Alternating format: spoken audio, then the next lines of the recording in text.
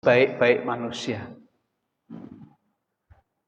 Nah, tentu saja kita ingin jadi orang yang baik, maka ini ada 11 standar kebaikan, ya, standar kebaikan seseorang. Yang pertama, mempelajari Al-Quran dan mengajarkannya. Ini orang yang baik. Orang yang baik itu orang yang belajar Al-Quran kemudian mengajarkannya kepada orang lain. Dasarnya hadis sahih dari Rasulullah, khairukum man ta'allamal Quran wa 'allamahu. Sebaik-baik kalian adalah orang yang mempelajari Al-Quran dan mengajarkannya. Hadis riwayat Bukhari, nomor hadisnya 5127. Nah, mempelajari mengajarkan Al-Quran itu seperti apa? Ya, dari mulai yang belum bisa membaca berarti belajar membaca. Berarti atau mengajari membaca. Mengajarkan menerjemahkan, mengartikan Al-Quran. Berarti belajar bahasa Arab. Belajar memahamkan. Ya, berarti belajar tafsir. Itu tafsir Al-Quran. Yang terakhir mengamalkan. Ya, bukan terakhir ya. Keempat mengamalkan. Saya tambahi satu lagi. Yang kelima mendakwahkan. Kurang ini. Mendakwahkan.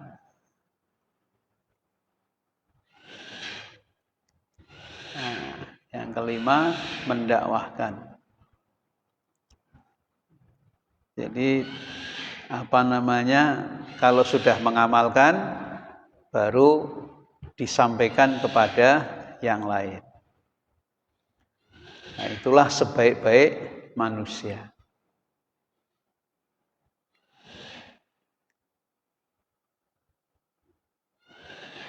Kemudian yang kedua, orang yang paling baik akhlaknya. Orang yang baik itu menurut Rasulullah atau menurut hadis adalah orang yang paling baik akhlaknya. Berdasarkan hadis Rasulullah, hiyarukum ahsanukum akhlakon. Ya, sebaik-baik kalian adalah orang yang paling baik akhlaknya. Hadis Bukhari, nomor hadisnya 6035.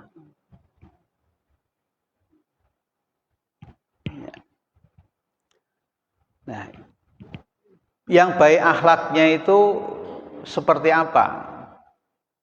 Ya, cirinya minimal 3 ini. Sebaik-baik orang yang berakhlak itu selalu berusaha membina diri, ya, memperbaiki diri, terus membina dirinya, jadi semakin menjadi soleh. Nah, itu orang yang ciri orang yang berakhlak itu. Jadi dia berusaha membina dirinya sehingga menjadi semakin soleh. Tambah sepuh, tambah soleh. Tambah umurnya, tambah soleh, tambah soleh, tambah soleh. Sehingga nanti meninggal dalam keadaan puncak kesolehannya. Masya Allah, luar biasa. Ada enggak Bapak Ibu yang tambah tua, tambah semrawut? Wonten mboten? Tambah sepuh, tambah semrawut gitu. Nah, itu berarti tidak akhlaknya tidak baik. Gitu. Orang yang akhlaknya baik itu bukan kepada orang lain lah, dia sendiri itu dari waktu ke waktu semakin baik gitu. Ngukurannya itu dari waktu ke waktu semakin soleh, semakin soleh, semakin soleh gitu. Ada orang yang tidak baik gitu, akhlaknya tidak baik, terus tahu-tahu berubah menjadi baik. 1 tahun berikutnya meninggal dunia. Insya Allah husnul khotimah, masya Allah. Jadi yang penting itu semakin baik itu yang penting itu. Oleh karena itu, itulah orang yang berakhlak. Kemudian yang kedua, ciri orang yang baik akhlaknya itu selalu berdoa dan berzikir. Tentu saja pada kesempatan-kesempatan yang terbaik.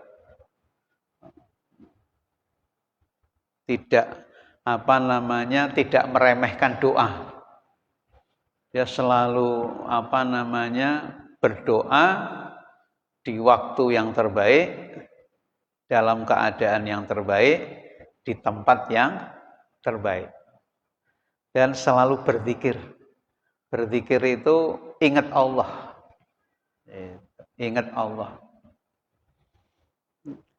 Nah, berzikir itu tidak harus mengucapkan apa-apa, tidak harus gitu. Tapi selalu ingat Allah sehingga tidak melakukan maksiat. Itu berzikir itu. Orang yang tidak melakukan maksiat berarti dia sedang ingat Allah. Tapi orang yang sedang maksiat berarti pasti sedang lupa Allah. Jadi, kalau ada orang sedang maksiat itu berarti sedang lupa Allah, pasti itu. Karena kalau dia ingat Allah tidak akan maksiat. Nah, maka berzikir itu tidak harus astagfirullahaladzim, astagfirullahaladzim, subhanallah, tidak harus begitu. Dia diam tapi tidak maksiat gitu. Dia tidak mengucapkan apa-apa tapi tindakannya itu tidak maksiat gitu, beramal soleh gitu, melakukan kebaikan-kebaikan gitu. Nah, itu namanya berzikir, ingat kepada Allah SWT. Oleh karena itu orang kalau ingin menghindarkan diri dari maksiat itu selalu ingat Allah Subhanahu wa ta'ala. Kemudian yang ketiga, ciri orang yang berakhlak itu selalu menjaga kehalalan rizkinya. Nah, ini yang di Indonesia masih berat ini. Di Indonesia masih berat ini, menjaga kehalalan rizki ini berat ini.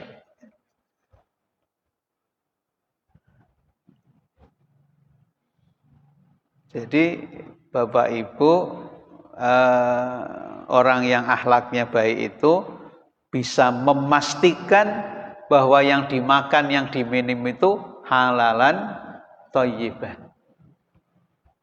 Pasti gitu. Yang dibawa ke rumah itu.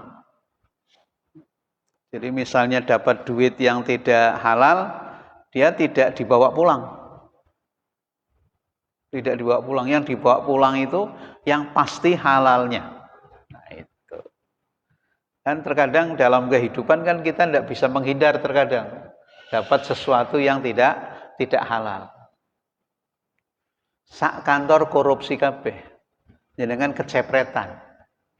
Kira-kira Pak ditolak napa diterima? Ditolak, dibenci sama teman-temannya gitu. Sok suci gitu. Sok suci gitu kan diajak begitu, sok suci gitu. Udah terima saja, kamu tidak melakukan, tinggal terima saja, kok tidak mau gitu. Nah, itu. Bayangkan Pak, satu kantor korupsi semua terus bagi-bagi gitu. Masya Allah. Dan itu masih terjadi. Betul-betul terjadi itu. Nah, maka ini tidak mudah. Tidak mudah. Ya begitu juga pedagang. Pedagang itu ya juga berat Pak. Ini kalau saya tidak jujur, untungnya 1 juta. Kalau jujur, untungnya 500. Kira-kira Pak jujur napa mboten? Berat juga ini. Orang dagang itu berat juga itu. Insyaallah. Jadi tidak mudah ternyata menjaga kehalalan rizki ini tidak mudah. Ya.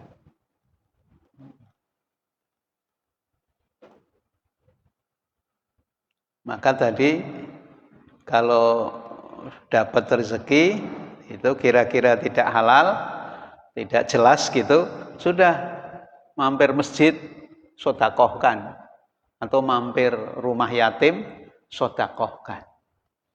Tapi kalau yang halal itulah yang dibawa ke rumah. Biar nggak tergoda gitu, biar nggak tergoda. Biar nggak tergoda. Nah persoalannya yang tidak halal itu dapatnya banyak gitu. Masa banyak mau diserahkan ke panti asuhan semua kan eman-eman gitu. Itu persoalannya. Dapat pahala tetap. Anda usah ngomong tapi. Sampean tak kayak duit haram gelem ora. Ndak usah ngomong gitu. Jadi jangan punya duit yang enggak jelas gitu atau ngertilah ini duit ini enggak jelas halalnya gitu. Ya udah kasihkan aja tapi enggak usah ngomong. Ini ada rezeki, monggo diterima gitu. Monggo diterima gitu. Gitu. Itu dasarnya gini. Apa namanya? Rombongan sahabat Nabi ya, dalam musafir itu datang waktu sholat. Terus ada danau kecil lah. Ada danau kecil yang airnya tidak begitu banyak gitu, danau kecil. Ya terpaksa tidak ada air lain kecuali di situ. Akhirnya ambil air wudhu di situ. Para sahabat itu ambil air wudhu di situ.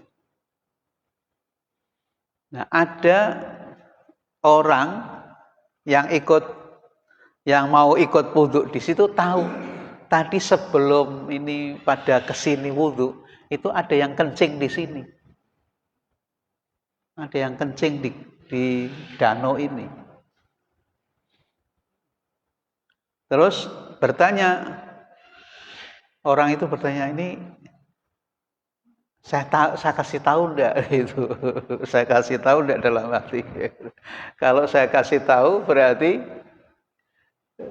batal semua itu wudhunya gitu. Karena ada najis di situ gitu. Tapi kalau enggak saya kasih tahu ya aman gitu. Gitu. Oleh karena itu kalau kita mendapatkan sesuatu yang tidak halal, kita berikan kepada orang lain, yang orang lain itu tidak tahu, tidak apa-apa. Dan jangan kita kasih tahu. Gitu. Jadi kasih aja. Niki uang apa nih Pak? Adalah rezeki lah buat panjenengan gitu. Enggak usah ngomong ini duit haram gitu, enggak usah ngomong gitu.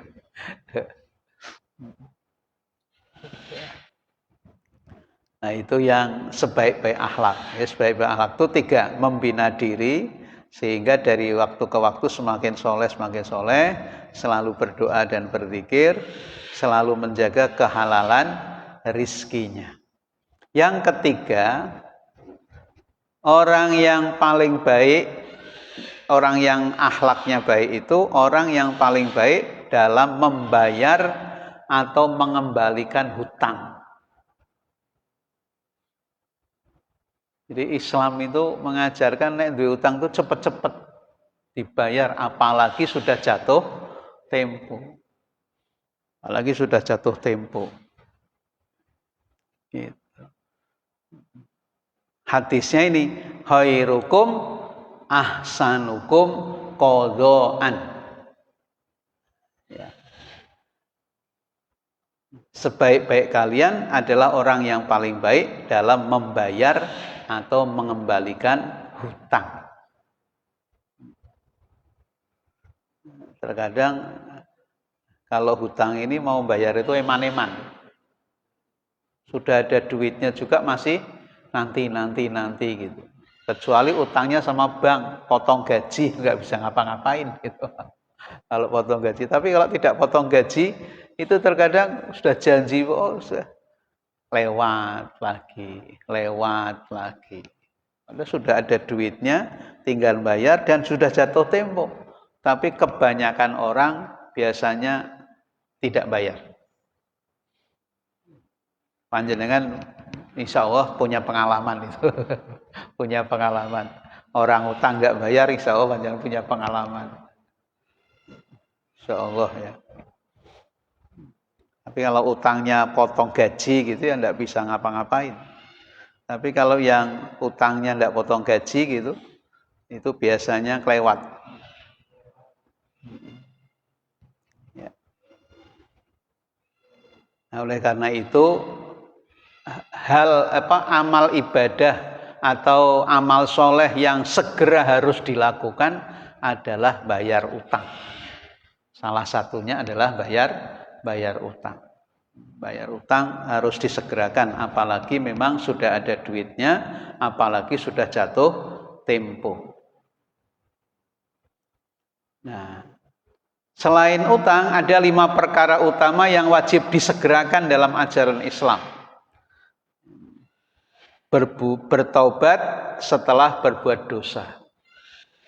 Jadi kalau kita berbuat dosa, segera bertaubat. Ya, jangan ditunda-tunda. Kemudian mengurus jenazah. Mengurus jenazah itu secepatnya. Kalau bisa usahakan secepatnya. Kalau misalnya meninggalnya malam, ya besoknya, paginya atau siangnya langsung dikuburkan. Ya, tinggal nunggu pagi, misalnya tidak ada saudara atau famili yang ditunggu, bisa dikubur pagi. Kalau misalnya tidak pagi, karena nunggu siang. Siang belum bisa, sore habis asar, kan gitu, maksimal gitu. Tapi secepat-cepatnya itu lebih baik. Kemudian melunasi hutang yang jatuh tempo. Nah tadi ini, yang tadi nomor 3 ya. Yang keempat, menikahkan anak gadis atau dewasa yang sudah bertemu jodohnya. Jadi kalau kita punya anak, sudah ada jodohnya, sudah cepat-cepat nikahkan. Ya, jangan ditunda-tunda. Yang kelima, menyuguhkan makanan atau minuman kepada tamu. Nah, ini disegerakan. Jadi kalau ada tamu itu dipersilakan duduk, langsung kita mempersiapkan suguhannya. Gitu. Baru nanti ngobrol ada apa, keperluan apa gitu.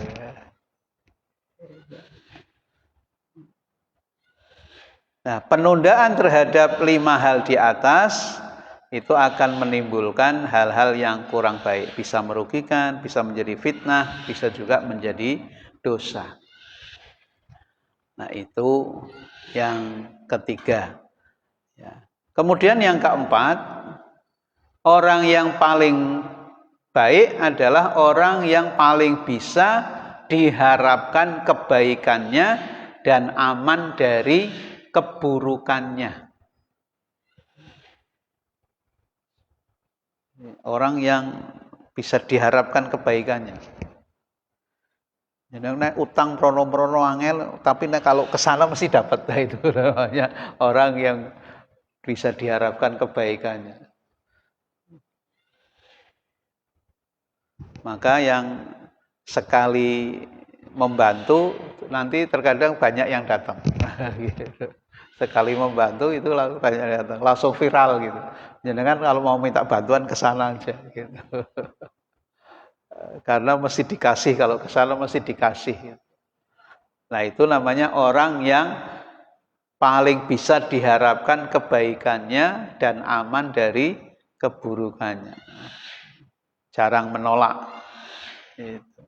Hadisnya ini dasarnya hadis khairukum mayyurja khairihi wa yu'min syarrihi. Ya, sebaik-baik kalian adalah orang yang paling bisa diharapkan kebaikannya dan aman dari keburukannya.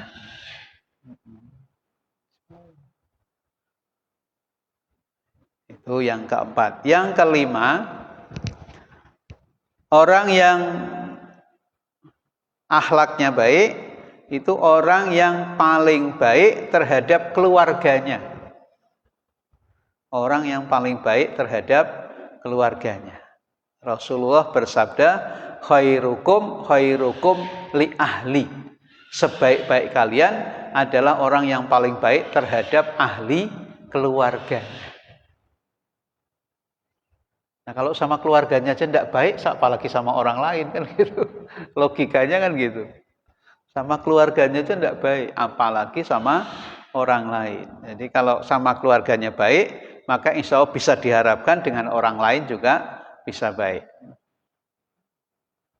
Maka ada hadis yang mengatakan begini, ma akroman nisa illa karim wa ma ahanahunna illa laib. Ya. Akroman nisa? Ya. Siapa orang yang memuliakan wanita, itulah orang yang mulia. Nah, wanita di situ khususnya istri. Orang yang memuliakan, laki-laki yang memuliakan istrinya, itulah laki-laki yang mulia.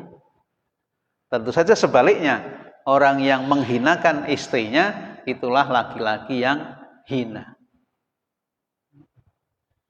Jadi hadis ini mengukur kemuliaan seorang laki-laki itu, bagaimana sikap dia terhadap wanita, terutama istrinya di rumah.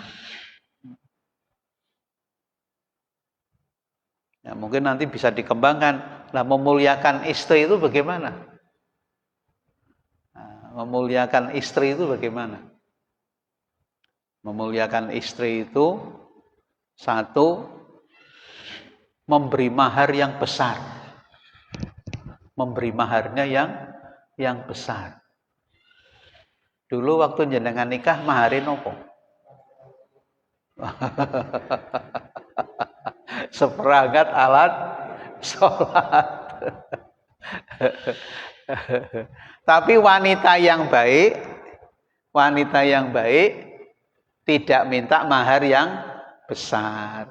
Jadi laki-laki yang baik memberi mahar yang besar, tapi wanita yang baik tidak meminta mahar yang besar. Gitu. Kalau ada wanita kok minta maharnya besar, itu wanita tidak baik, matre gitu, materialis gitu. Itu apa namanya? Kemudian yang kedua, tentu saja memberi nafkah yang seimbang. Ya, memuliakan istri itu memberi nafkah yang seimbang antara pengeluaran dan pemasukan. Pengeluarannya 1 juta, yo ngasih nafkahnya minimal 1 juta. Itu laki-laki yang baik, memberi nafkah yang seimbang. Pengeluarannya 1 juta, ngasih nafkahnya 750. Ya itu keluarga mumet. Keluarga mumet gitu ya. Kemudian laki-laki yang baik itu memuliakan wanita itu apa namanya? Menjaga keselamatan istrinya dunia dan akhirat. Kalau perempuan yang baik menurut Rasulullah gimana? Perempuan yang baik itu perempuan khususnya kepada suami ya, perempuan yang mentaati suaminya. Ya, satu aja, laki-laki 1, perempuan juga 1. Kalau ada istri taat dengan suaminya, itulah perempuan yang baik. Hadisnya ayyumam ra'atin matat wa zaujuha radin dakhalatil jannah. Jika ada seorang wanita meninggal dunia dan suaminya ridho dengan apa yang dilakukan selama hidupnya, maka dia dijamin surganya. Insyaallah. Ya. Kemudian yang keenam, orang yang sebaik-baik manusia itu adalah orang yang memberi makan dan menjawab salam.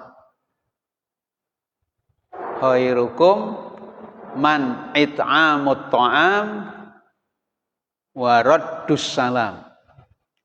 Ya, sebaik-baik kalian adalah orang yang memberi makan kepada orang lain dan menjawab salam. Memberi makan ini kan kebutuhan pokok. Ya, memberikan makan. Jadi ada orang yang memang perlu dibantu, ya dibantu dengan memberi makan. Kemudian kalau soal makan sudah cukup, maka yang terbaik lagi menjawab salam. Kalau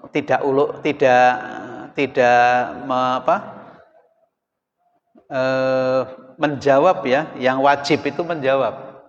Kalau mengucapkan salam itu sunnah, tapi kalau menjawabnya wajib. Jadi kalau panjenengan ada orang ketemu jenengan assalamualaikum, nah itu dia berbuat kebaikan karena dia salam duluan. Dan jenengan yang disalami wajib menjawab. Kalau tidak jawab dosa. Gitu. Jadi menjawab salam itu wajib. Nggih. Tetap sama siapapun. Orang minta-minta assalamualaikum, ya kita wajib jawab juga waalaikumsalam. Masya Allah. Nah itu bisa merepotkan, tapi sebenarnya itu rezeki. Karena apa? Banyak yang datang misalnya ke kita, ya karena kita terkenal suka ngasih. Gitu. Kalau sekali dua kali dia datang jenengan nggak ngasih, dia nggak akan datang lagi. Itu memang begitu, repotnya begitu. Kalau orang baik itu ya banyak gangguan gitu.